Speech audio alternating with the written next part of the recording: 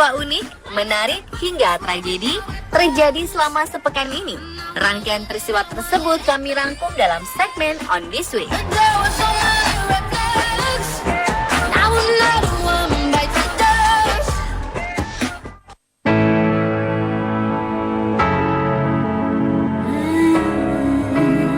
Cinta memang sesuatu yang penuh perjuangan dan harus diperjuangkan. Seperti sebuah kejadian romantis yang terjadi di salah satu daerah di Indonesia ini.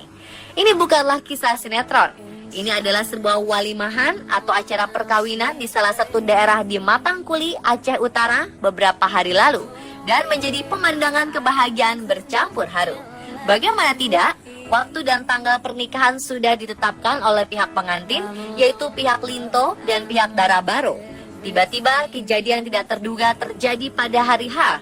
Hujan deras menyebabkan banjir yang tak diharapkan pun datang. Namun semua ini tak menjadi halangan atau hambatan untuk melanjutkan acara yang sudah direncanakan jauh-jauh hari. Mereka menerobos banjir untuk melanjutkan acara walimahan. Warga sekitar pun tidak surut semangatnya. Mereka menjadi saksi peristiwa romantis ini dan saling bahu-membahu mendayung perahu sederhana yang dibuat dari batang pohon pisang untuk mengantar kedua pengantin itu sampai ke pelaminan. Wow, bak cerita dalam novel dan sinetron ya pemirsa. I just run. Tell me how you glow.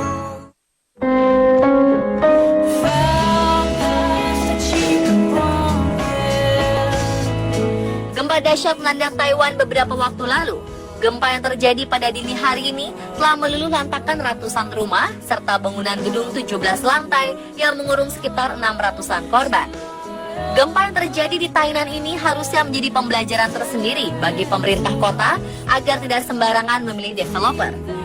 Sebab baru-baru ini juga terkuak sebuah kenyataan yang mengungkap keburukan kinerja developer rumah susun yang mencampur beton dengan kaleng minyak. Tak heran dengan struktur bangunan yang sudah tak sesuai dengan standarnya ini membuat gedung 17 tingkat itu ambruk saat Taiwan diserang gempa berkekuatan 6,4 skala Richter. Namun yang paling disayangkan di sini tak hanya korban material, tetapi juga masih ada puluhan hingga ratusan orang yang belum ditemukan pasca kejadian naas tersebut. Sebuah keajaiban yang tak pernah diduga pun terjadi. Seorang bocah perempuan cilik berhasil diselamatkan hidup-hidup setelah terkurung runtuhan puing gedung selama 60 jam lamanya. Gadis cilik yang diduga berusia 8 tahun ini bisa dibilang berhasil dikeluarkan dalam kondisi sadar serta hanya mengalami luka ringan di bagian bibirnya saja. Tentu ini adalah sebuah keajaiban, sebab lokasi anak ini ditemukan sangatlah rawan, menyebabkan bocah itu menderita luka berat atau bahkan mungkin tak selamat.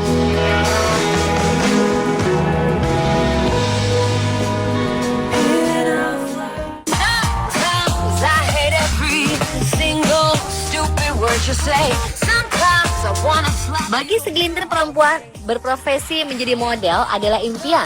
Mereka rela melakukan berbagai cara hingga mengeluarkan kocek besar untuk bisa berlenggak-lenggok di atas catwalk. Kisah beruntung seorang perempuan penjual roti dan tiba-tiba menjadi model ini bisa membuat banyak kaum hawa iri. Pasalnya, sosok Oleh Jumoke Orisaguna tengah menjadi perbincangan publik, khususnya para pengguna jejaring sosial setelah foto-foto dirinya beredar di internet. Kisahnya bermula ketika rapper Tiny Tempa tengah melakukan sesi pemotretan di Lagos, Nigeria. Saat itu fotografer Thai Bello sengaja mengajak seorang penjual roti lokal, Orisaguna, untuk masuk ke dalam frame. Tak disangka, foto yang diunggah ke akun Instagramnya ini mendapat respon luar biasa. Akhirnya Bello meminta bantuan untuk melacak keberadaan gadis itu melalui media sosial. Seminggu kemudian, ia kembali bisa bertemu dengan Orisaguna dan melakukan pemotretan untuk sampul majalah Nigeria's This Day Style. Ibu dari dua anak ini nampak elegan berpose dengan mengenakan gaun merah. Ia juga tak lupa mengajak anak bungsunya Rahmat yang berusia 14 bulan untuk berfoto. Tampaknya Orisaguna tidak akan menjual roti lagi, karena baru-baru ini ia telah menandatangani kontrak dengan beberapa model manajemen untuk memulai karirnya di dunia model.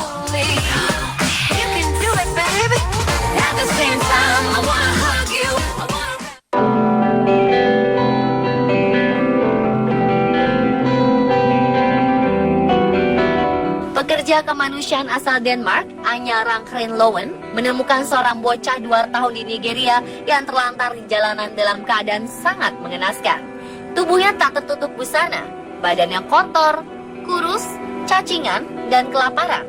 Ia selama ini hanya makan dari makanan sisa yang dilempar orang tuanya. Bocah ini ditelantarkan keluarganya karena dianggap sebagai penyihir. Lowen kemudian menolong bocah yang terlantar selama 8 bulan ini dengan memberinya minum dan makanan. Lowen lalu menyelimuti bocah itu dan membopongnya ke rumah sakit. Lowen adalah pendiri Yayasan Pengembangan dan Bantuan Pendidikan Anak-anak Afrika. Ia mendirikan yayasan itu 3 tahun lalu dengan tujuan menyelamatkan anak-anak Afrika yang ditelantarkan keluarganya karena dianggap penyihir. Tak jarang hidup anak-anak ini berakhir tragis karena dibunuh oleh keluarganya sendiri. Hope kini dalam kondisi stabil.